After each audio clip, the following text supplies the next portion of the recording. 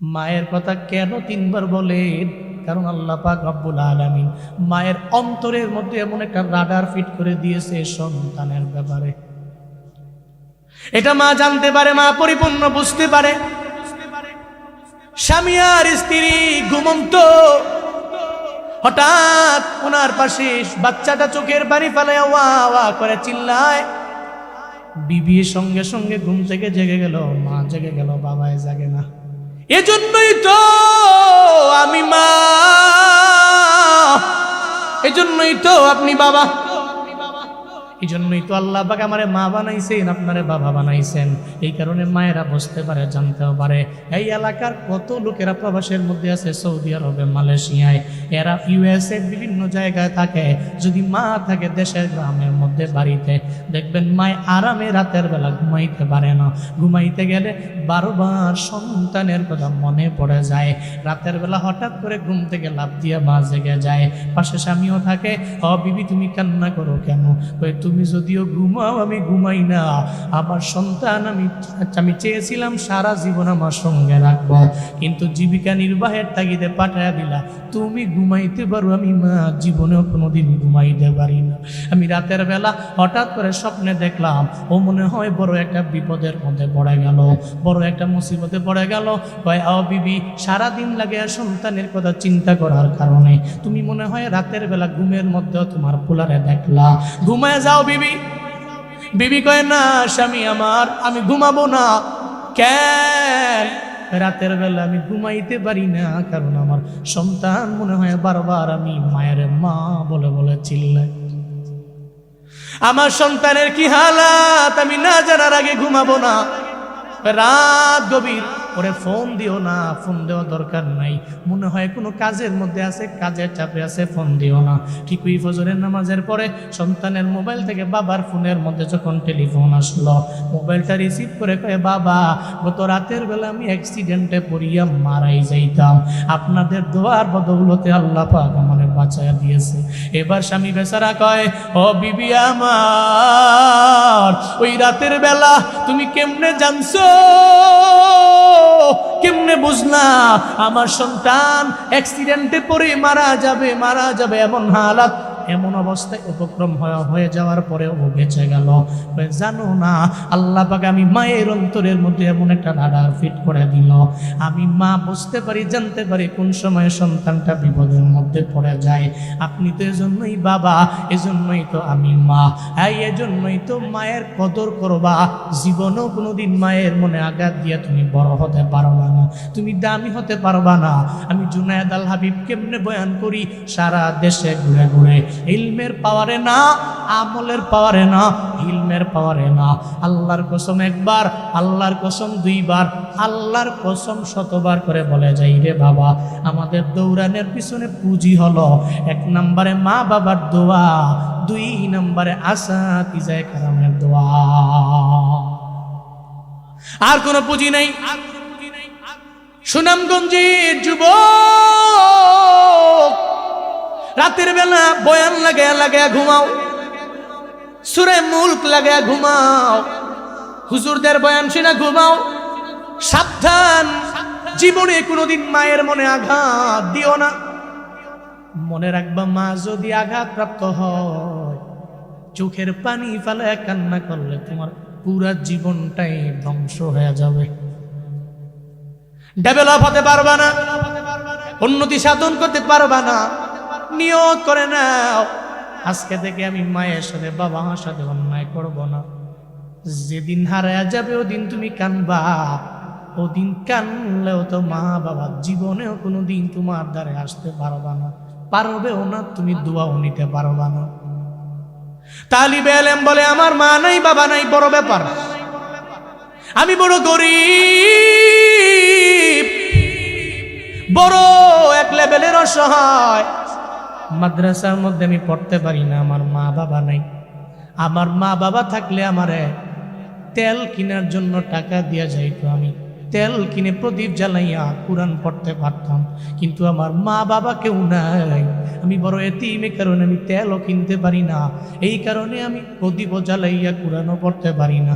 রাতের বেলা আমি দুরূদ পড়ে যখন আমি ঘুমায়া গেলাম, আল্লাহুম্মা সাল্লি আলা মুহাম্মদ সাল্লাল্লাহু আলা সাইয়্যিদিনা মুহাম্মদ, নবীজির উপরে কয়েক মর্তবা দুরূদ পড়ে যখন আমি রাতের বেলা ঘুমায়া গেলাম, সুলতান রে রাতের বেলা তাকায়া দেখি আমার স্বপ্ন যোগে আমার মদিনার নবী আমার দরবারে হাজির,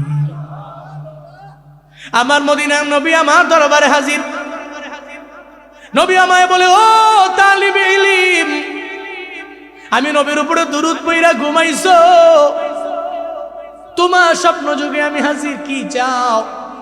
তালিবে ইলম বলে, নবী আমার মাও নাই বাবাও নাই, আমি বড় গরিব, আমি বড় অসহায়, আমি বড় এতিম, চাইলেও তেল কিনে আমি প্রদীপ জ্বালাইয়া কোরআন পড়তে পারি না।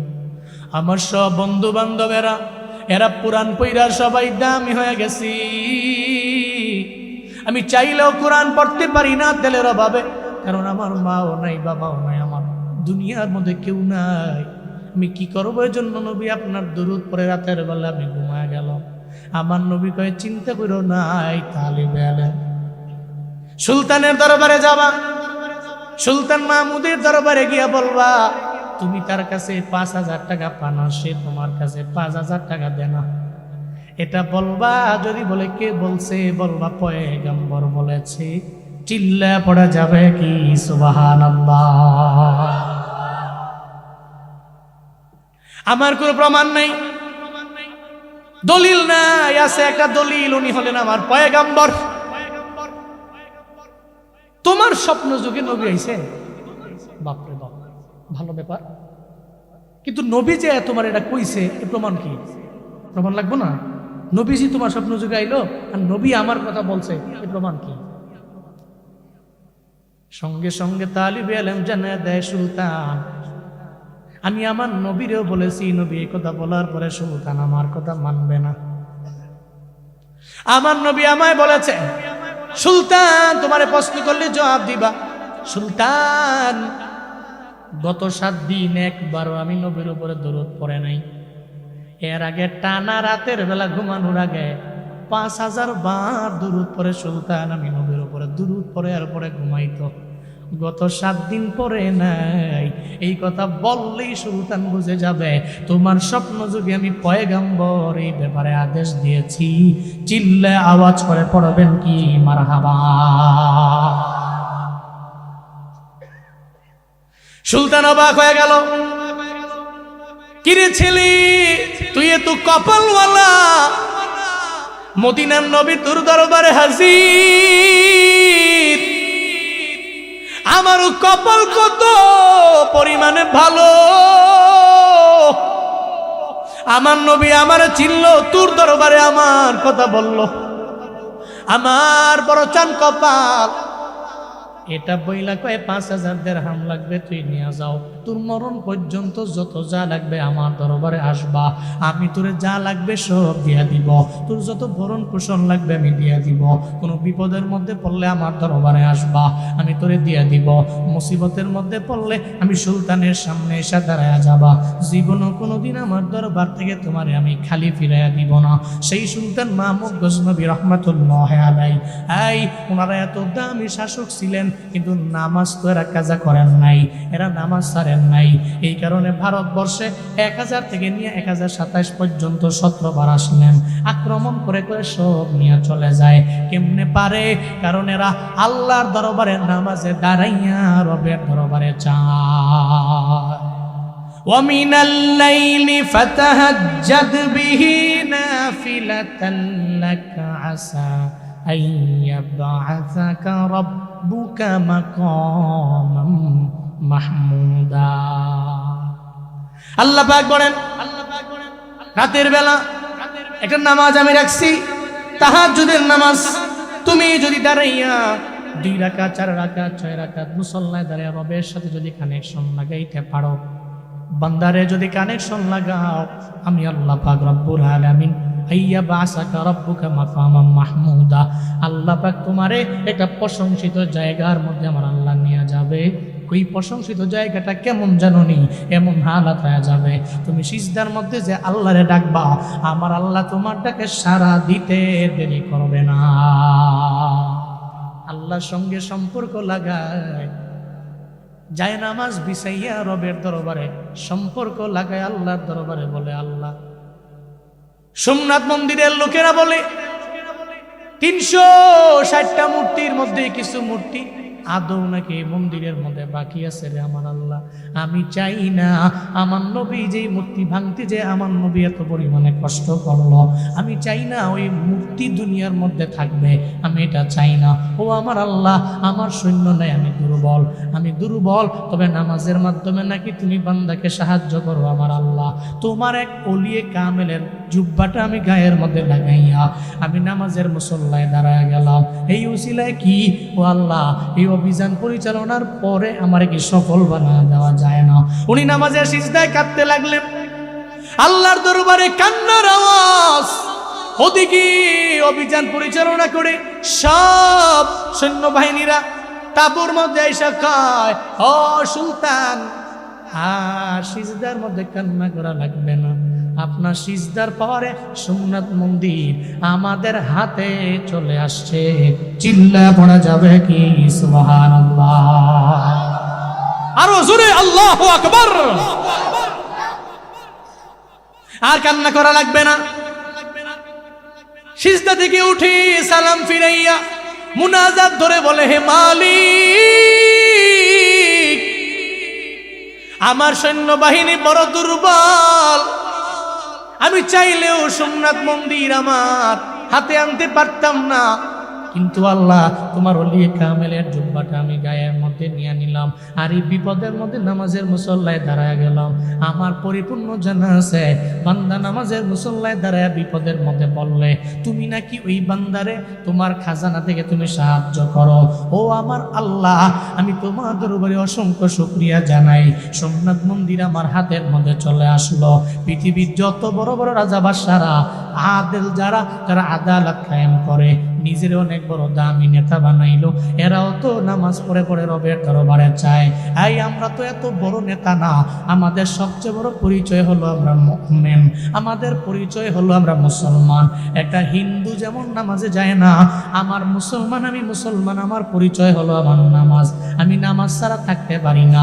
একটা খ্রিস্টান নামাজ পড়ে না, আমি নামাজ ছাড়া থাকতে পারি না। একটা অন্যায় কর্মেওয়ালা, একটা বেদিন বেঈমান নামাজ পড়ে না, আমি জীবনেও নামাজ ছাড়া থাকতে পারি না। তাহলে মুমিনের 1 নাম্বার পরিচয় নামাজ। ও আল্লাহ, 5 ওয়াক্ত নামাজ পড়ার তৌফিক তুমি দাও। চিল্লায়া পড়েন আমিন। আরো জোরে পড়েন আমিন। 5 ওয়াক্ত নামাজ পড়বো, নিয়ত করেন। আজকে দেখে নিয়ত করেন, এরপরে চেষ্টা আপনি করবেন, পূরণ আল্লাহ করবে। কারা কারা পারবেন হাত তুলে আল্লাহরা দেখান তো। অনেকে হাত তুলে না, চোখে যদি কবুল হয়ে যায়, এই ঠান্ডা পানি দিয়ে ওযু বানায় ফজর পড়তাম, কষ্ট না? হাত তুলেন, হাত নাড়া দেন। আল্লাহ তুমি দেখো, সবাইরে তুমি কবুল করো। আরো জোরে পড়েন আমিন। আমি আজকে আমিন কবুল হলে আপনার 5 ওয়াক্ত নামাজ আপনার কাছে ইজি মনে হবে, ইজি মনে হবে। মুমিনের পরিচয় তো নামাজ। পরিচয় কি? পরিচয় কি? 1 নাম্বার মুমিনের পরিচয় হলো নামাজ। এবার 2 নাম্বার পরিচয় কি? ওয়াল্লাযীনা হুম আনিল লাগwi মুরিদুন।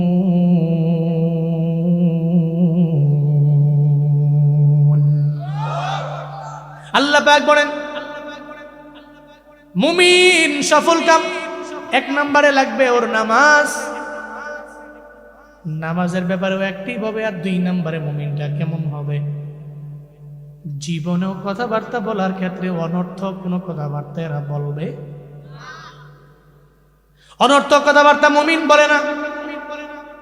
যতক্ষণ অনর্থক কথাবার্তা বলবে ততক্ষণ চিন্তা করে এই জমিনের মধ্যে আমার রবের ইসলাম আর কালেমার পতাকা কেমনে সমুন্নত করা যায়, এই চিন্তা নিয়ে উনি ঘুরে, ফিকির নিয়ে ঘুরে। মুমিন অনর্থক কথাবার্তা বলে না। মুমিন তো হবে কাজের, আকামের না।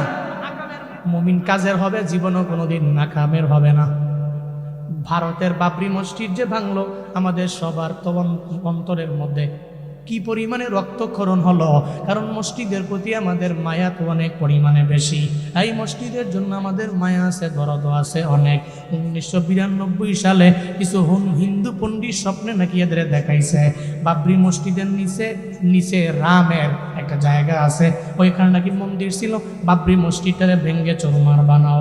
বাবরি মসজিদ ওই সময় 1992-তে চুরমার করে দেওয়া হলো। 2025 সালে হুমায়ুন কবির দাঁড়ায় গেল, 300 কোটি টাকা লাগবে বাবরি মসজিদ বানাবো। একজনে 80 কোটি টাকা একজনে দিয়ে দিবে, বাবরি মসজিদ যদি বানাও আমি নিজে 80 কোটি টাকা বাবরি মসজিদ বানাইবার জন্য দিয়ে দিব। মুমিনেরা এই চিন্তা নিয়ে আগায়, অনর্থক কাজ যতক্ষণ করব, এমন কিছু কাজ করব যেই কাজে আমার আল্লাহ রাজি হয়, দুনিয়ার সমস্ত মুসলমানেরা খুশি হয়, রবের দরবারে মুনাজাত ধরে দোয়া করে। এই হুমায়ুন কবির যে বাবরি মসজিদ আবার পুনর্নির্মাণ করার জন্য চেষ্টা করে, আমরা বাংলাদেশের মানুষেরা কিছু করতে পারি আর না পারি, আমরা দোয়া করতে পারি আমাদের ঐতিহ্যের বাবরের ওই বাবরি মসজিদ যাতে করে আবার পুনর্নির্মাণ হয়, আল্লাহ এদের তৌফিক দান করেন, পড়েন আমিন।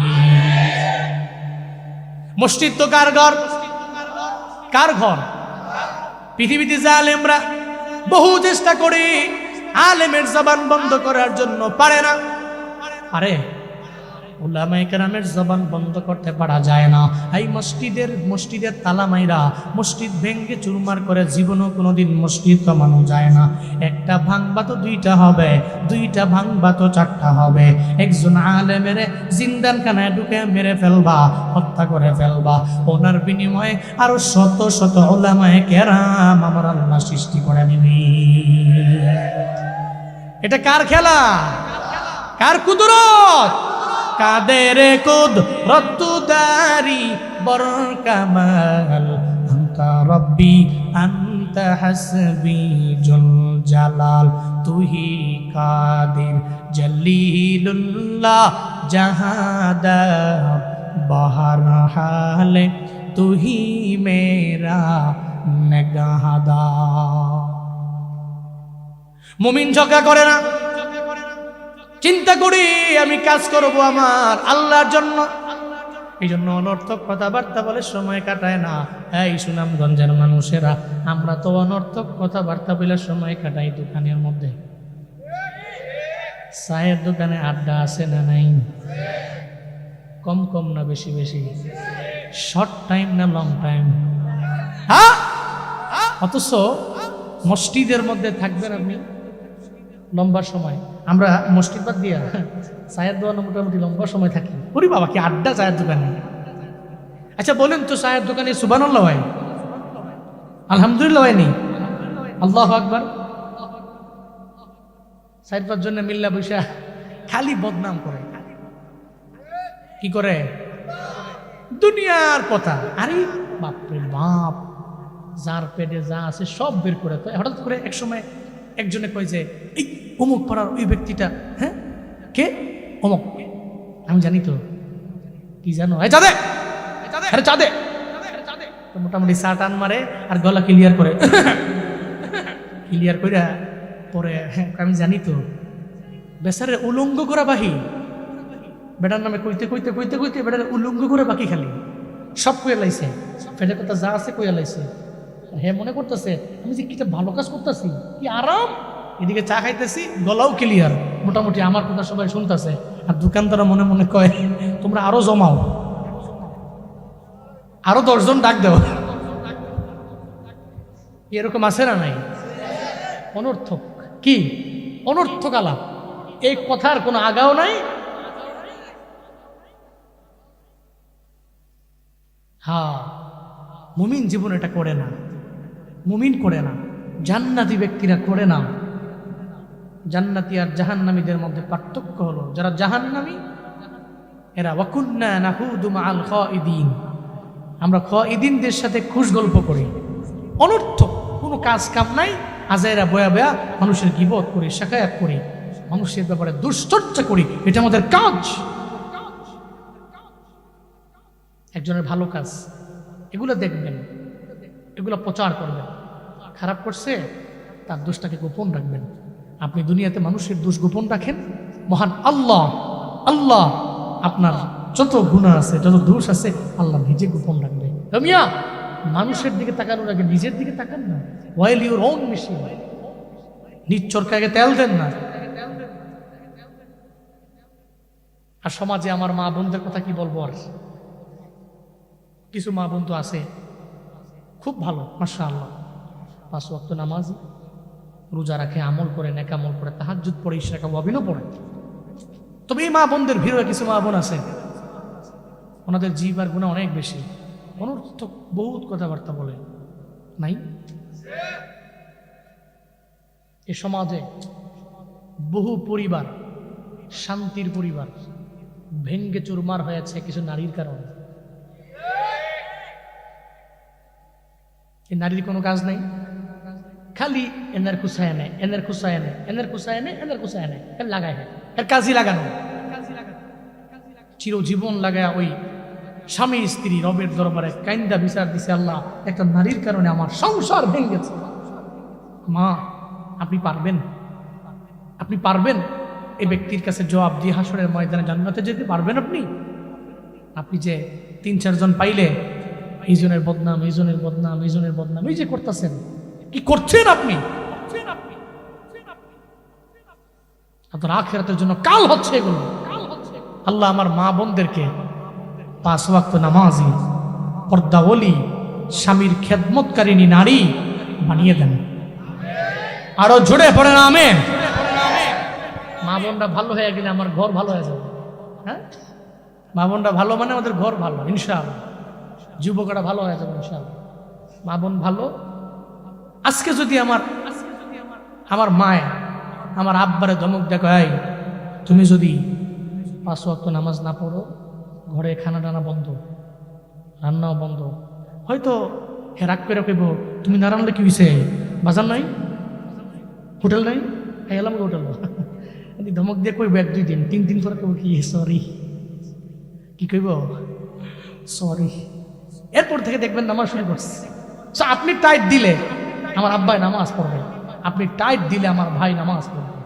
আপনি সন্তানকে বলেন, এই তুই যা নামাজে যা, আপনি বলবেন, আপনি গার্ডিয়ান, আপনি মা, আপনি কি চান আপনার সন্তান জাহান্নামী হোক, আপনার স্বামী জাহান্নামে যাক? এটা চান না আপনি। আপনি চান আপনাদের শুভাকাঙ্ক্ষী, আপনি চান যারা জান্নাতি হোক, এরা জাহান্নাম থেকে দূরে যাক, এটা চান আপনি।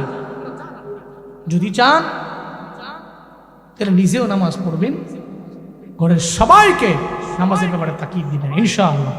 আল্লাহ আমাদের ঘর রহমত বরকত দিয়ে ভরপুর করে দেন। আরো জোরে পড়ে না আমিন।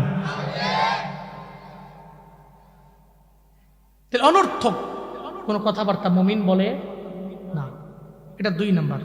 3 নম্বরে মুমিনের গুণ কি? ওয়াল্লাযীনা হুম লিয-যাকাতি ফাঈলুন। আল্লাহ পাক বলেন মুমিনের 3 নাম্বার গুণ হলো যাকাত যখন ফরজ হয়ে যাবে সঙ্গে সঙ্গে এরা যাকাত দিবে। যাকাত দেওয়ার ব্যাপারে এরা কৃপণতা করবে না, বকিলামি করবে না। দান করার ব্যাপারে কৃপণতা করবে না, বকিলামি করবে না। এরা যাকাত দেওয়ারটা দিয়ে দিবে। এরা এই চিন্তা নিয়ে গাবে যাকাত দিলে কমে না। সুনামগঞ্জের মুসলমানরা আমায় বলেন না, যাকাত দিলে সম্পদের মধ্যে বরকত বাড়ায়া দেন কে? যাকাত দিলে কমে না, বাড়ায় কে? ধনী রমজানে যাকাত দেয়, দেখবেন এভাবে যাকাত দেয়, মনে করে এই যাকাতটা আমার জন্য একটা জরিমানা। আল্লাহ আমারে কেন এমন ধন দৌলত দিল, যাকাত দেওয়া লাগে, যাকাত দিলে কই মাও যায়।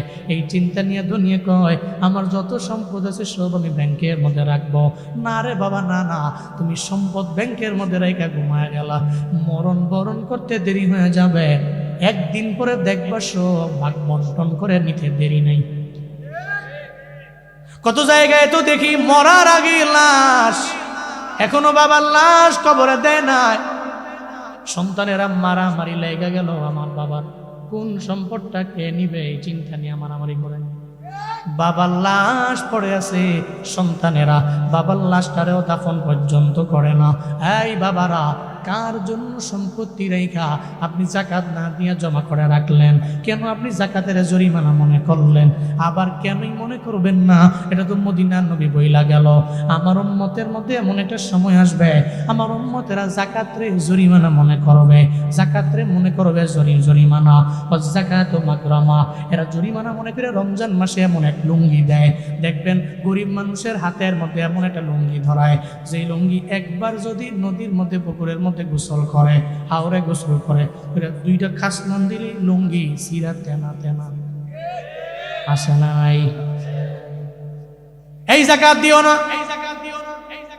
যাকাত তোমার জন্য জরিমানা না, এমন ভাবে যাকাত দিও যেই যাকাত তোমার জান্নাতের মধ্যে নিয়ে যাবে, এমন ভাবে যাকাত দিও যেই যাকাত তোমার পরিপূর্ণ মুমিন বানাবে রে বাবা, এমন ভাবে যাকাত দিও যেই যাকাত তোমার খাঁটি ইমানদার বানাবে। আল্লাহ কয় মুমিনের 3 নাম্বার গুণ হলো এরা যাকাত দেয়। 4 নম্বরে মুমিনের গুণ আল্লাহ পাক বলেন ওয়াল্লাযীনা হুম লিফুরুজিহিম হাফিজুন। আল্লাহ পাক বলেন 4 নম্বরে এদের গুণ, এরা এদের সতীত্বের হেফাজত করে, এরা জীবনেও কোনোদিন লজ্জাস্থানের গুনাহ করে এরা লজ্জাস্থানের গুনাহ করে না, এরা জিহ্বার গুনাহ করে না। কারণ মানুষ যত গুনাহ করে সবচেয়ে বেশি গুনাহ হয় জিহ্বার দ্বারা, সবচেয়ে বেশি গুনাহ হয় লজ্জাস্থানের দ্বারা। এজন্য মদিনার নবী কয় মাইয়াজমান লিমা বাইনা লিহিয়াইহি ওয়া মা বাইনা রিজলাইহি আজমান লাহুল জান্নাহ। উম্মতেরা রে, তোমাদের 2 চোয়ালের মধ্যবর্তী স্থান হলো জিহ্বা, মা বাইনা রিজলাইহি, তোমার 2 পায়ের মধ্যবর্তী স্থান হলো লজ্জাস্থান। এই 2টা জিনিসের জিম্মাদারি তুমি নাও। আজমান লাহুল জান্নাহ, আমি নবী নিজে তোমার জান্নাতের জিম্মাদারি নিয়ে নিলাম।